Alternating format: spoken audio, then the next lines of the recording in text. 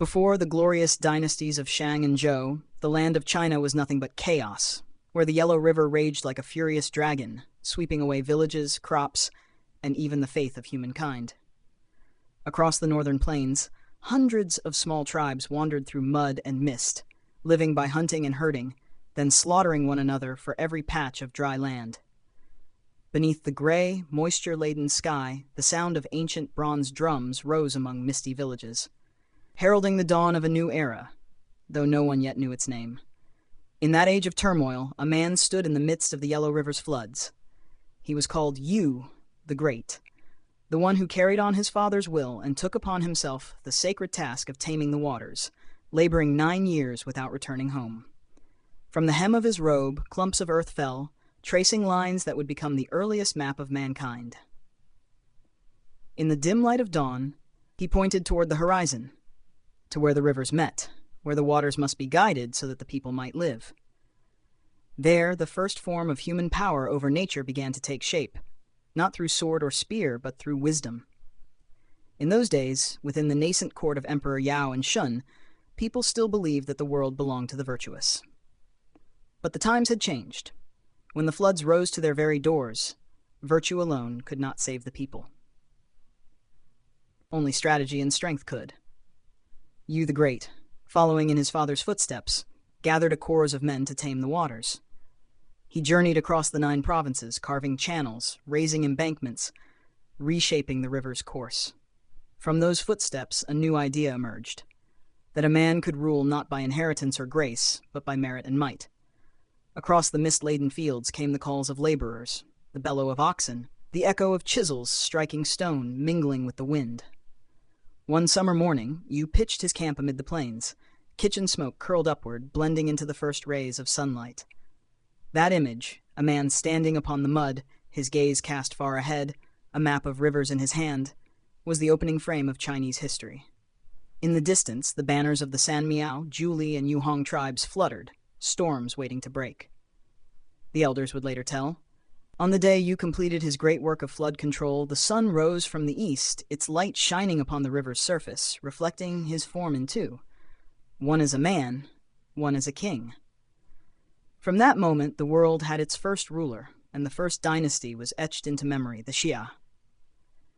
The story of Yu the Great is not merely a legend of dividing the waters, but the prologue to the tragedy of power, where morality was tested and humanity first bowed before a being called king.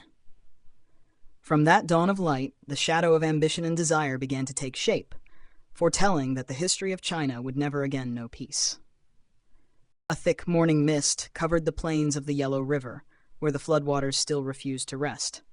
From afar, the sound of a horn rose, deep and long, signaling that Yu the Great's flood control team was entering the perilous region. Buffaloes dragged logs, men held stone hoes, and carried coils of rattan on their shoulders, their eyes fixed on the raging river, as though gazing into the very fate of their people. The battle between man and nature began, not with blood, but with sweat. Yu the Great stood upon a rocky ledge, his hair soaked, pointing into the distance. Do not block the water. Guide it. Those words echoed through the wind like a sacred command. The people no longer built barriers, but opened channels, carved streams, and led the rivers to the sea. Each strike of the hoe was a vow to the earth, each redirection of the current a small victory. Amid the chants of laborers hauling timber and the pounding of bronze drums, Yu appeared as the first general of humankind, waging war against the floods with intellect and will. The scene was as magnificent as an ancient painting.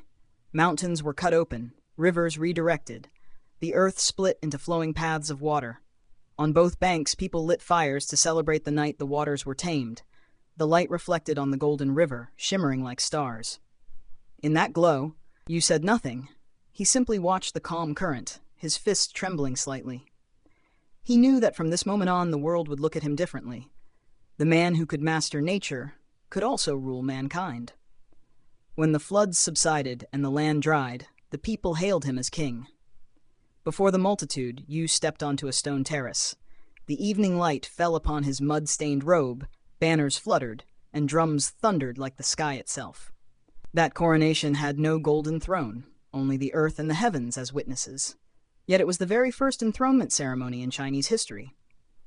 Afterward, Yu chose the region of Anyi, where 4 rivers converged, as his capital. Stilt houses rose, and soon the first wooden palace took shape. Pale blue smoke curled upward from newly tiled roofs. He divided the realm into 9 provinces, established a system of tribute and taxes, and granted loyal tribes the right to govern as vassals, each region autonomous, yet bound to pay homage to the king of Xia. That was the earliest seed of the feudal order. To the rhythm of bronze drums, Yu walked past rows of soldiers kneeling, sweat still glistening on their shoulders. A child held a banner, looking up at him with radiant eyes. It was Qi, his only son, the one destined to inherit the throne. Yu looked at the boy, his gaze filled with pride and sorrow, for he knew that power, like the river, once unleashed, could never be stopped. As night fell, the yellow river mirrored the moonlight. Yu sat silently by the water's edge, his calloused hands resting upon his knees. In the distance, the voices of the people rose in song. The waters are calm, the skies are bright, all under heaven returns to one king. From mud and blood, from rain and fire, the Xia Dynasty officially entered history. The first dynasty of humankind on the land of China.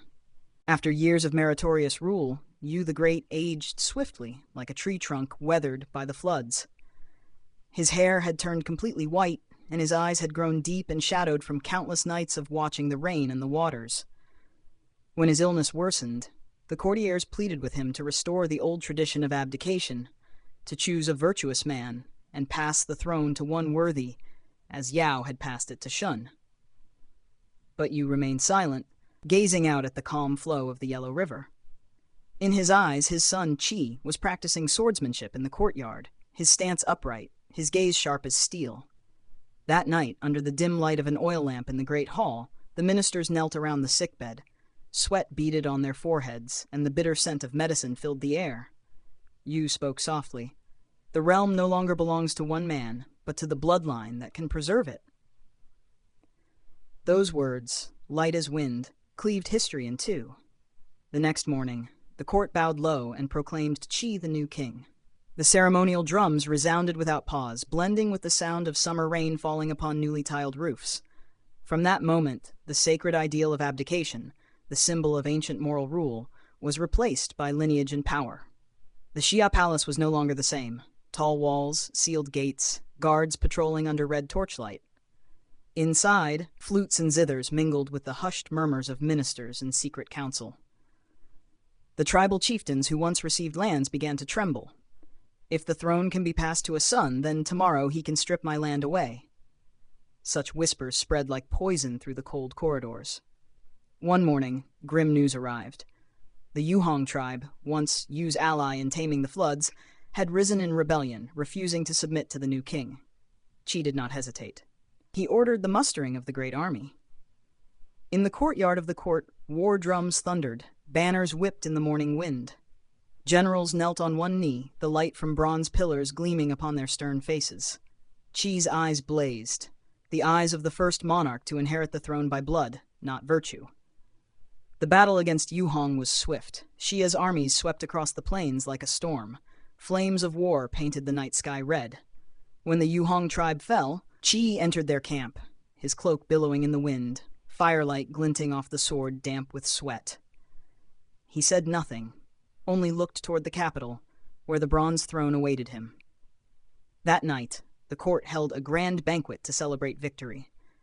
Laughter echoed through the great hall, yet outside in the corridors, the footsteps of changing guards rang steady and cold. Amid the flickering oil lamps, an old minister whispered, "The realm is no longer heaven's choice. It has become the choice of power." The words vanished into the music, but history heard them.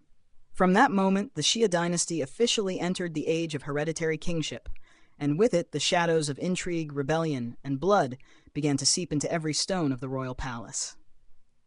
When Xia Kai had not long ascended the throne, a southern alliance rose up, the Three Miao, 3 powerful tribes hidden among dense forests and swamps. They refused to submit to the new court, unwilling to bow before inherited kingship. Urgent reports came in from the border. The 3 Miao were gathering, burning camps, swearing that they would make the Yellow River flow backward and bring down the Xia throne. In the Xia Palace, Kai silently studied the map spread across the stone table. The flickering lamplight illuminated rivers drawn in black ink. His voice was deep and resolute. Open quote, "He who can tame the waters must also govern men. He who can stop a flood can also quell a rebellion." Close quote. That night, war drums thundered. The Xia army marched out in the mist. Dragon-embroidered banners fluttered, horses neighed, wooden wheels rolled across the wet earth. The clash of gongs mingled with the soldiers' shouts, and the light of thousands of torches stretched into a blazing river of fire through the night. The first battle in Chinese history had begun. To the south lay the treacherous land of the Three Miao. Forests thick as walls, swamps deep as traps. The Xia troops were caught in heavy rain, wind driving mud up to their knees. Yet Kai pressed forward, ordering encampments to be built, and his forces arrayed in the formation of heavenly chariot and earthly chariot, two wings of the army curving like a dragon's twin flanks, closing in to crush the enemy in the center. From high above, the battlefield looked like a gigantic beast writhing in the storm. Amid thunder, the Xia general Bo Yi charged at the front lines, spear in hand, shouting louder than the wind. Rain lashed his face, blood and mud blended as one. A close-up lingers on Kai's eyes. No fear, only cold resolve. He knew that if he lost, the young throne would collapse like an old levee. But if he won, Xia would step into a bloody age that later generations would call the era of heaven's mandate and war. For 3 days and 3 nights, shouts echoed through the mountains. Horses fell wounded, men collapsed, smoke and the stench of blood blotted out the sun. At last, the Three Miao broke apart. The Xia banner rose on the hilltop. Fire spread like serpents slithering through the wet grass. Kai climbed the muddy stone steps, rain dripping from his armor, lightning flashing off his blood-stained sword. He did not smile, did not cheer, only closed his eyes slightly, as if hearing again the river his father once tamed. When the rain ceased and the smoke cleared, the battlefield was nothing but ashes and corpses. A young soldier sat beside his fallen comrade and whispered, open quote, "From this day on, this land belongs to the king." Close quote. That sentence seemed carved into the earth itself, marking the dawn of a new age, an age of war and power. The victory over the Three Miao made the title Son of Heaven resound for the first time among humankind, he who was chosen by heaven to rule, even through blood. At night, in the palace, Kai returned to his hall. The lamplight flickered against the wall carved with wave patterns, glimmering faintly. Outside, the wind howled through the corridors. Kai set his sword upon the table, pressed his lips together and thought, open quote, "My father subdued the river. I have subdued men. But the heavens, who can subdue the heavens?" Close quote. That question drifted into the wind, and history continued to flow, carrying with it the smoke and blood of the Battle of the Three Miao, opening the first war-torn age in all of China's history. After the victory over the San Miao tribes, the Xia Dynasty entered a brief era of glory. The land was peaceful, the harvests abundant, and the people sang joyfully across the fields. From the Yellow River Basin to the valleys of the Yangtze, the banners of Xia fluttered like emblems of a new age. Upon the hills, sunlight poured down in golden streams, gleaming upon the roofs of newly tiled houses and the first bronze plowshares, symbols of strength and civilization. In the capital city of Ani, the sound of hammers rang through the night. Bronze craftsmen forged weapons, musical instruments, and ritual vessels. That radiant metal glow later generations would call the soul of an era. At the heart of the palace stood dragon-carved pillars, with curved roofs arching upward like ship prows toward the heavens. Under the moonlight, the Xia capital looked like a golden flame rising in the vast plains. King Qi, once a warrior on the battlefield, now sat upon a bronze throne engraved with waves. He gazed at the river winding around the capital, his eyes distant. Outside, the laughter of children echoed, the first generation born in peace. Yet within the king's heart stirred a strange foreboding. This realm, built by toil and valor, could it truly be kept through comfort and ease? When Qi died, the throne passed to his descendants. Generation after generation succeeded in the radiance of their forebears and in their complacency. Court sessions grew shorter, the sound of ceremonial drums more sparse. Within the palace, feasts and music outnumbered councils of state. They cast ever larger dragons in bronze, yet the hearts of men grew smaller. Beyond the walls, the vassal tribes quietly strengthened their forces. Many whispered that the blood of Xia had weakened, and heaven was preparing to favor another lineage. The rumor spread swiftly, like wind over dry grass. In the great hall, a loyal minister knelt and warned, "My lord, I fear the fire of war has not died. It only smolders beneath the ashes." But the sound of pipa strings from the inner palace drowned his words. Amid the scent of wine, perfume, and laughter, talk of the mandate of heaven became forbidden. One night, a strong wind swept through the capital, extinguishing the oil lamps along the corridors. In the darkness, the lightning's reflection flickered upon the palace walls, towering, yet beginning to crack. In a shadowed corner, a descendant of Qi looked out into the rain and murmured softly, "Peace is only the pause between two floods." The words faded with the distant rumble of thunder. Outwardly, the Xia Dynasty still shone in splendor, but beneath the earth, decay had begun to spread, heralding the rise of the palace's coming darkness. As the golden light of the Xia Dynasty began to fade, the throne fell into the hands of the man whom later generations would call Xia Jie, the last king of the first dynasty in Chinese history. From the moment he stepped into the main hall, history changed its hue. No longer the warm glow of merit and virtue, but the cold fire of power and desire. The palace of Anyi had become a labyrinth of bronze and stone. Towering pillars glimmered beneath thousands of oil lamps. The trembling light cast shadows upon crimson silk drapes, like blood frozen in midair. In the grand hall, wine flowed like a stream, music played without end. Xia Jie sat on the throne, laughing loudly, a jade cup in hand. Beside him was Moyi, the beauty of the Yushi kingdom, sent as tribute for peace. She was as beautiful as a flame, and also the flame that would burn the dynasty to ashes. Moyi whispered sweet, poisonous words into Ji's ear. She said, open quote, "The realm belongs to your majesty. Why should you heed those old, gray-bearded men who drone on about right and wrong?" Close quote. From then on, the voices of loyal ministers were silenced. Those who admonished him were exiled to the borders. Those who opposed him were beheaded in the marketplace. At night within the palace, the sighs of eunuchs echoed down the corridors, mingled with the sorrowful sound of zithers. Outside the palace, the people starved and the rivers ran dry. Inside, banquets roared on, and wine mixed with crushed jade spilled across the cold stone floor. One night, the rain poured without cease. In a flash of lightning, Jie summoned his court. Upon the table lay an edict soaked in rain, its ink smeared. The name of the great minister Zhu Bo, who had once served the previous reign, was struck through in red. He was accused of treason. Before guilt was proven, his head had already fallen. The sight made the remaining ministers kneel flat to the floor, none daring to lift their eyes. The flickering lamplight revealed pale faces and trembling eyes. From that moment, the Xia court split into two factions, the loyal and the fawning, those who still believed in heaven and earth, and those who had sold their souls for power. By day, they attended court together.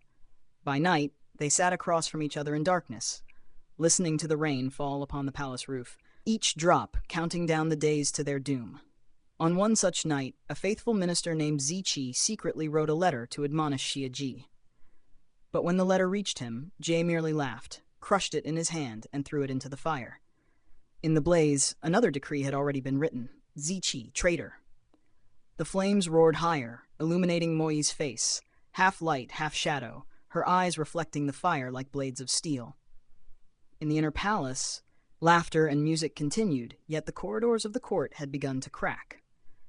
In a shadowed corner, a servant wiped blood from the stone floor, silently gazing westward, toward a new tribe, the Shang, rising beyond the horizon. A cold wind swept through the doorway, extinguishing the last oil lamp. The palace sank into darkness, but outside history had begun to stir. And that night, amid the rain, it seemed as though someone whispered, open quote, "When a king forgets his people, heaven will choose another to bear the torch." Close quote. While the palace of Anyi was still drowned in wine and music, the winds in the west began to change. That land, dry, dusty, and harsh, was home to people who lived by hunting, bronze forging, and oaths of iron. They were the Shang tribe, those who had never bowed before any throne. Atop the sand mounds, campfires flickered. Within them, the sound of metal striking metal rang like thunder heralding a coming storm. The leader of the Shang was Cheng Tang, a young chieftain with deep eyes and a voice low as stone. Under his command served skilled generals, among them Jiang Taigong, later hailed as the spirit of strategy for all dynasties to come. The opening scene, the wind scattering dust, Taigong spreading a map of Xia upon a wooden table, the firelight reflecting off his weathered yet resolute face. "When a dynasty forgets its people, heaven will no longer stand with it," he said, his voice resonant like a distant drum. For long, tales of King Jie's cruelty had reached the west. The Shang heard that in Anyi, the king forced the people to toil endlessly to build palaces and enslaved young maidens to perform music for his harem. The Yellow River was drying, yet the people's blood still flowed. Cheng Tang knew. The time had come for heaven to choose a new keeper of the torch. The smaller tribes of the region gradually pledged allegiance to Shang. They brought horses, bronze weapons, and provisions, swearing oaths beside the fire. "He who rises against Xia shall stand with Shang." It was a solemn, majestic sight, thousands kneeling around a ring of crimson flame, their shouts of "Heaven's mandate is never constant," echoing into the dark night. In the blazing light, bronze spears flashed like stars in the sky. Jiang Taigong devised the plan. Strike not the walls, but the hearts of the Xia people. He sent envoys across the borders to spread word of the tyrant king who has angered heaven. Hearing the news, many within Xia rebelled, burning granaries, blocking tribute routes.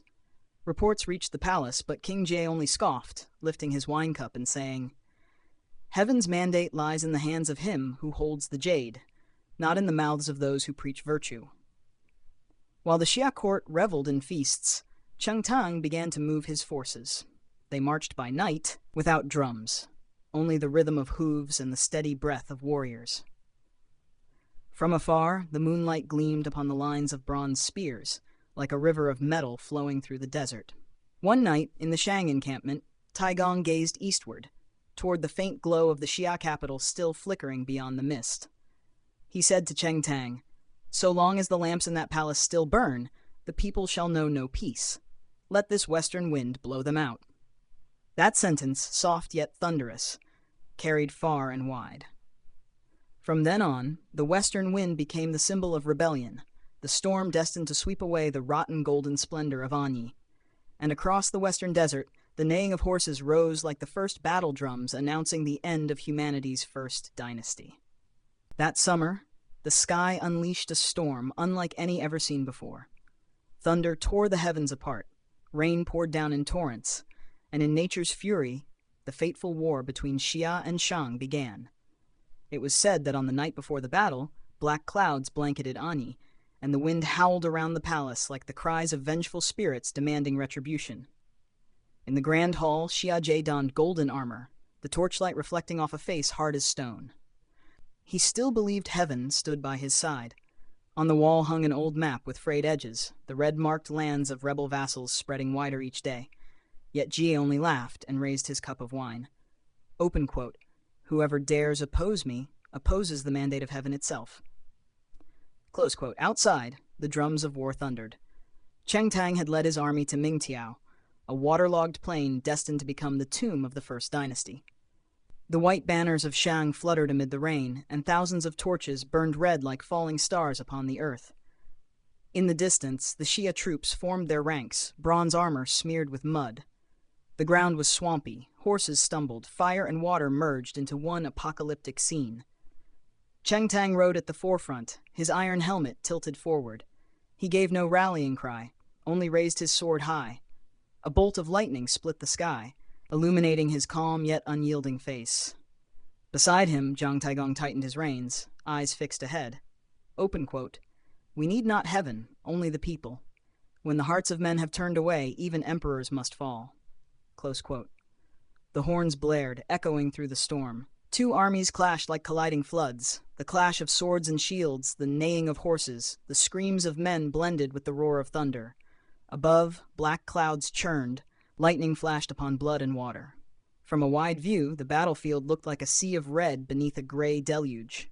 The Xia soldiers fought feebly. Many generals fled. Peasants once forced into battle now turned their spears against their own rulers.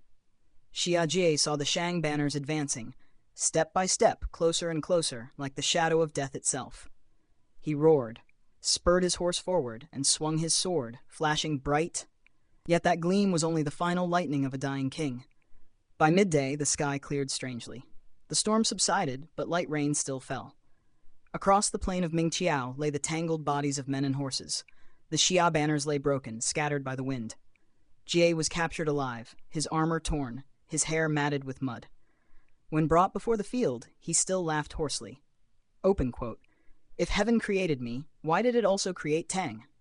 Close quote. No one answered. Only the last rumble of thunder sounded in the distance, heaven's judgment pronounced. The Xia Dynasty had fallen. The palace of Anyi was burned. Bronze walls crumbled into ashes and echoes. The northern sky glowed red like blood. Amid the smoke, the people cried, half in sorrow, half in relief, for an age had ended, carrying away both the glory and the sins of the first man to be king. Cheng Tang walked across the battlefield, the wind lifting his armor cloak. He looked up at the heavens and bowed his head slightly. In the dim light, his eyes reflected two streams, one of rain, one of tears for the defeated. From that place, the Shang dynasty began, and the Xia, the first dynasty in Chinese history, became legend. After the fierce storm at Mingqiao, the northern sky seemed cleansed of blood and dust. Across the battlefield scarred by swords, the survivors walked silently among the bodies of their comrades, clutching torn flags and gazing eastward, where the pale light of dawn slowly rose. The war was over. The Xia, the first dynasty in Chinese history, no longer existed. King Jie was bound and taken south. Along the way, he lifted his head toward the heavens and laughed loudly. "Heaven may have forsaken me, but I have never forsaken heaven." His voice was hoarse and dry as ash. When he passed the old river once tamed by Yu the Great, he stopped, gazed at its gentle flow, and burst into mad laughter. It is said that, in that moment, he saw his reflection on the water, a lonely king before the cold gaze of history. In the capital of Anyi, smoke and fire still lingered.